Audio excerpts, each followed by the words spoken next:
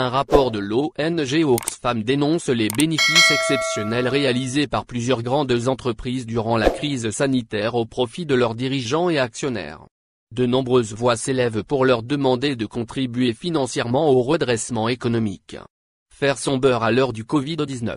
C'est en substance ce que montre un rapport de l'ONG Oxfam, habitué à dénoncer les inégalités dans le monde. D'après la Confédération, qui regroupe 20 organisations caritatives indépendantes à travers la planète, une poignée d'entreprises, essentiellement américaines, réalisent des bénéfices exceptionnels pendant la crise, alimentant la fortune de leurs fondateurs et de leurs riches actionnaires alors même qu'une large partie de l'économie mondiale est encore à terre. L'ONG s'est notamment appuyée sur une base de données financières et a recensé 32 multinationales qui ont grandement profité de la crise, jusqu'à voir leurs bénéfices progresser de manière spectaculaire. D'après Oxfam, elles vont cumuler en 2020 109 milliards de dollars de plus que leurs bénéfices moyens réalisés au cours des 4 années précédentes. De riches actionnaires. Les géants américains de la technologie, les fameux GAFAM, tirent particulièrement profit de cette année de pandémie. Microsoft peut se targuer de quelques 19 milliards de dollars supplémentaires en 2020. Facebook et Google sont également bien lotis avec 7 milliards de plus chacun, quand Amazon et Apple engrangeront 6,5 et 6 milliards de dollars additionnels. Ces entreprises ont particulièrement bénéficié de la montée du Nasdaq, indice boursier américain regroupant les valeurs technologiques. Depuis le krach de mars, ce dernier a enchaîné les records. Même s'il a vécu de récentes turbulences, son cours au-dessus des 11 000 points est bien supérieur à son niveau d'avant-crise. La politique monétaire ultra-accommodante de la Réserve fédérale américaine, Fed, avec ses taux directeurs oscillant dans une fourchette comprise entre 0 et 0,25%, rend le coût de l'argent très faible. Cela permet aux investisseurs d'emprunter pour pas cher et de se ruer sur des actifs dont les prix ne cessent de gonfler. Oxfam note qu'une large partie des bénéfices engrangés par ces compagnies qui ont su tirer parti de la crise ont été reversés à de riches actionnaires, ce qui aurait pour effet d'alimenter les inégalités mondiales. D'après les données de Forbes, les 25 milliardaires les plus riches du monde ont vu leur richesse cumulée augmenter de 255 milliards de dollars entre la mi-mars et fin mai.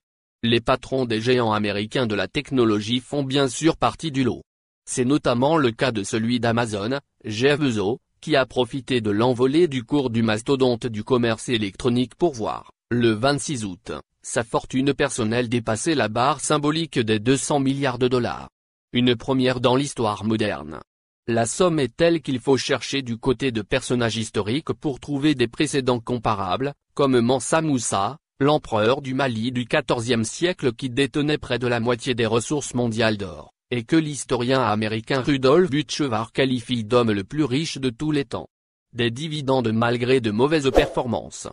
Derrière Jeff Bezos, qui a depuis vu son magot redescendre à 193 milliards de dollars, on retrouve 2 autres figures de la Silicon Valley, Bill Gates, fondateur de Microsoft et heureux détenteur d'un pactole de 123 milliards de dollars, et Mark Zuckerberg, le célèbre boss de Facebook, riche de 104 milliards de dollars. Signe de l'euphorie en cours sur les marchés, la fortune de ces super milliardaires, adossée à la valeur boursière de leur entreprise, évolue parfois dans des proportions saisissantes sur une très courte durée. L'exemple le plus récent est celui d'Elon Musk, le fantasque patron de Tesla et fondateur de SpaceX, notamment connu pour avoir voulu atomiser Mars ou fumer un joint de cannabis en pleine interview, a vu l'action de Tesla perdre 21% à la bourse de New York le 9 septembre.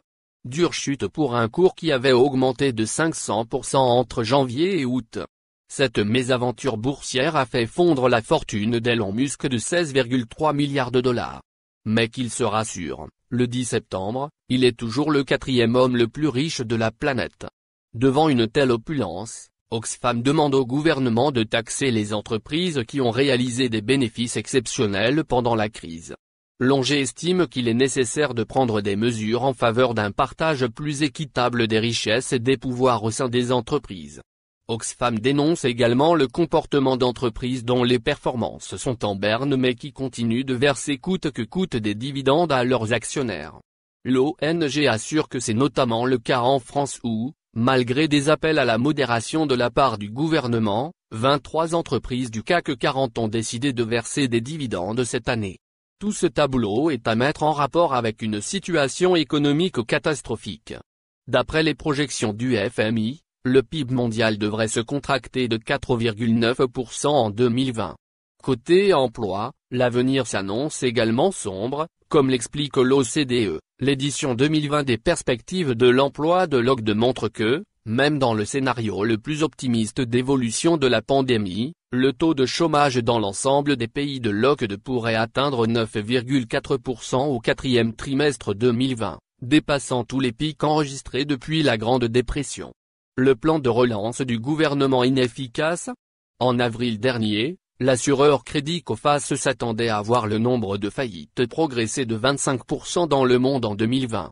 La France ne fait pas exception, l'Hexagone, qui a vu son PIB accuser une chute record de 13,8% au deuxième trimestre, doit conditionner les aides de son plan de relance de 100 milliards d'euros à la mise en place d'objectifs socio-écologiques pour les grandes entreprises, note Oxfam. Sans condition, les aides publiques risquent de renforcer encore davantage la mainmise des actionnaires sur les choix stratégiques des entreprises, accroître la déconnexion avec l'économie réelle et retarder la transition écologique, explique Quentin Parinello, porte-parole français de l'ONG. Un raisonnement similaire à celui de l'économiste David Cala et du politologue Thomas Guénolé, qui ont récemment critiqué le plan de relance français dans une tribune au journal Le Monde.